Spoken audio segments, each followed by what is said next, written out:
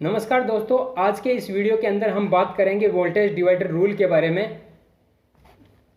यानी कि जो हम सीरीज कनेक्शन करते हैं रेजिस्टेंस के, उसके अंदर अलग अलग रेजिस्टेंस के ऊपर हमको वोल्टेज कैलकुलेशन करना रहता है। तो उस टाइम पे किस तरीके से कैलकुलेट करेंगे। जैसे मान लो कि हमारे पास एक सर्किट है जिसके ऊपर V वोल्टेज अप्लाई किया गया है और यहाँ पे दो रेजिस्टेंस R1 और R2, ठीक है। इसका ये पॉजिटिव सिरा है, ये नेगेटिव सिरा है। तो इस तरीके से ये पॉजिटिव हो जाएगा, ये नेगेटिव हो जाएगा, और इसका ये पॉजिटिव और ये नेगेटिव है, ठीक है। तो यहाँ पे हमने जब इन दोनों रेजिस्टेंस को सीरीज में जोड़ा है तो यहाँ पे जो वोल्टेज अप्लाइड इक्विवेलेंट वोल्टेज है, कुल वोल्टेज, वो हमारा दो हिस्सों में बढ़ जाएगा, क्योंकि हमने दो रेजिस्टेंस सीरीज में जोड़ रखे हैं। तो R1 रेजिस्टेंस के ऊपर माना कि वोल्टेज ड्रॉप जो होगा वो V1 होगा, और R2 रेजिस्टेंस के ऊपर जो वोल्टेज ड्रॉप होगा वो V2 होगा। तो यहाँ पे हम V1 और V2 किस तरीके से कैलकुलेट करेंगे ये सीखने वाले हैं। देखिए, यहाँ पे जो इक्विवेलेंट रेजिस्टेंस होगा वो होगा R इक्विवेलेंट R1 और R2 का योग, समझ गए। तो उसके बाद में हम देखते हैं इसके अंदर करंट कितना फ्लो होगा। देखिए यहाँ पर अगर V वोल्टेज अप्लाई किया गया है तो R इक्विवेलेंट रेजिस्टेंस के डिवाइड करने से हमारा जो इक्विवेलेंट करंट है, यानी कि इसके अंदर जो I करंट फ्लो होगा वो करंट हमारा निकल के आ जाएगा।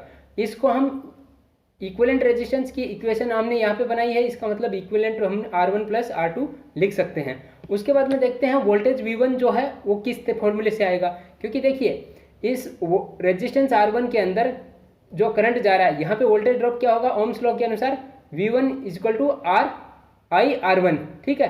अब I का जो वैल्यू है, I का वैल्यू हमने यहाँ पे कैलकुलेट किया है, I का वैल्यू हमने यहाँ पे रख दिया, ठीक है। तो यहाँ पे ये फॉर्मूला हो गया V1 का। उसके बाद में सेम फॉर्मूला हो जाएगा V2 का, क्योंकि V2 equal to IR2, I का वैल्यू हमने फिर यहाँ से रख दिया और R2 रेजिस्टेंस आ गया। तो इस फॉर्मूले के माध्यम से हम जो है सीरीज में लगाए हुए रेजिस्टेंस के अंदर हम जो है वोल्टेज ड्रॉप कैलकुलेट कर सकते हैं वोल्टेज डिवीजन रूल से। इसी को वोल्टेज डिवीजन रूल कहते हैं। अब इसका एक एग्जाम्पल लेके देखते हैं। जैसे मान लो कि हमारे पास 5 ओम का और 3 ओम का दो रजिस्टर है, ठीक है। उनको हम जो है वोल्टेज देते हैं 25 वोल्टेज, ठीक है।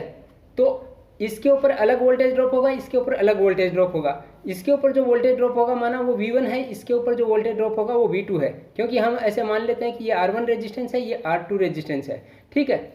अब यहाँ पे देखो V1 जो है हमको क्वेश्चन दिया है कि find out the voltage drop eight 5 ohm resistance. 5 ओम के ऊपर वोल्टेज ड्रॉप रेजिस्टेंस करना है। तो यहाँ पे R इक्विवेलेंट क्या हो जाएगा, 5 ओम प्लस 3 ओम, ठीक है। ये हो जाएगा हमारा 8 ओम, ठीक है। उसके बाद में V1 अगर कैलकुलेट करना है तो ये हमारा कुल वोल्टेज V जो कि हमारा 25 वोल्टेज दिया हुआ है, और उसके बाद में R1 प्लस R2 और इंटू में हो जाएगा हमारा R1, ठीक है। तो यहाँ पे ये हो जाएगा 25 और ये हो जाएगा हमारा 8 ओम, और इंटू हो जाएगा हमारा R1 यानी कि 5 ओम, यानी ये हो जाएगा 125/8 ओम, ठीक है। तो इसका जो वैल्यू आएगा वो निकल के आएगा हमारा 15.625 वोल्ट, ठीक है। तो इस तरीके से हम एक रेजिस्टेंस के ऊपर जो वोल्टेज ड्रॉप होता है वो कैलकुलेट कर सकते हैं। उम्मीद करता हूं कि ये जानकारी आपको अच्छी लगी होगी, वोल्टेज डिवीजन रूल आपको समझ में आया होगा। अगर आपके जो साथी हैं कोई ITI कर रहा है या फिर इलेक्ट्रिशियन से, या फिर डिप्लोमा कर रहा है या इंजीनियरिंग कर रहा है इलेक्ट्रिकल से, उसको ये वीडियो शेयर कर दीजिए। धन्यवाद।